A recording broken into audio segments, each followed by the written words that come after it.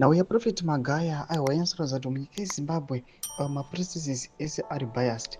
Panoonekwa kuti this PhD church founder anoonekwa kunzi akatograduata but panguva ino zvakubuda pachena zvinokunzi mukomana haana kana certificate reordinary level.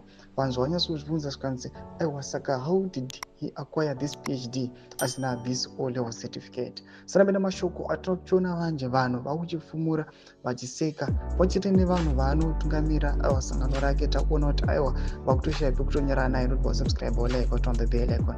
Tipinda paZim aibuda vachiposta vachiti the lawyer on Friday said Walter Magaya's failure to produce an O-level certificate doesn't necessarily mean he, the PhD church founder, does not possess his one.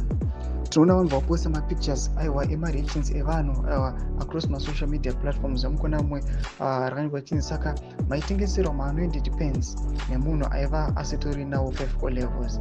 Toona mumwe anoposta this picture muchiona achigraduata nyora chidi chibaba chitone doctorate apa hachina O level. Tobva waposta this O level textbook New General Mathematics 4. Vanhu panapa tikuona kuti vari kusvora this PhD ministries church founder achionekwa kunzi azvidzikisira zvakanyanyisa. Anoda kuti pane ma-allegations ecorruption.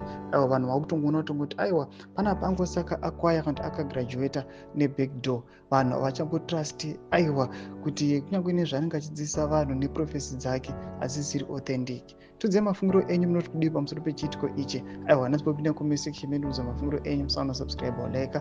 Chinotoona the bell icon.